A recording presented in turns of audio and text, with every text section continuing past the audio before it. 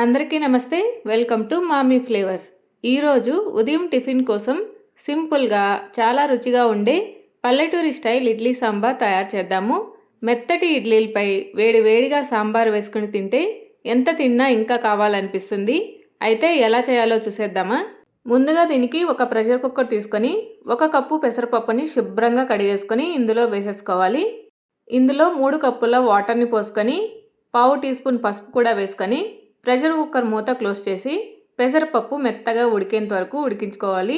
తర్వాత మూత తీసేసుకొని పప్పు గుత్తితో కానీ లేదా మేషర్తో కానీ మెత్తగా మెదిపేసుకున్న తర్వాత 2 కప్పుల వాటర్ని పోసుకొని దీనిని పక్కన పెట్టేసుకోవాలి.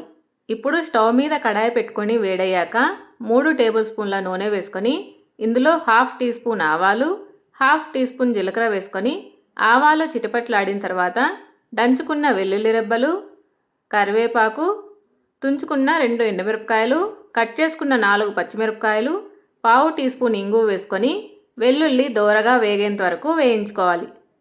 ఇలా వేగిన తర్వాత ఇందులో ఒక పెద్ద సైజు ఉల్లిపాయని సన్నగా కట్ చేసి వేసుకొని ఉల్లిపాయలు ట్రాన్స్లూసెంట్ అయ్యేంత వరకు వేయించుకోవాలి.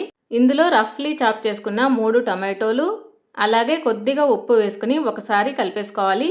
ఉప్పు వేసుకోవడం వల్ల టొమాటోలు త్వరగా మగ్గుతుంది.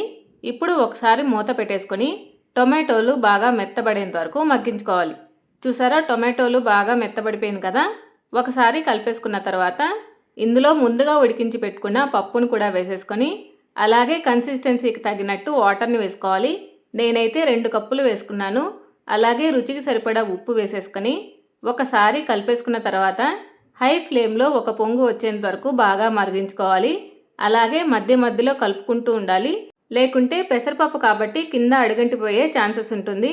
ఇలా బాగా మరిగిన తర్వాత ఇందులో సన్నగా కట్ చేసుకున్న కొత్తిమీర వేసుకుని ఒకసారి కలిపేసుకుంటే సాంబార్ రెడీ అయిపోయినట్టే.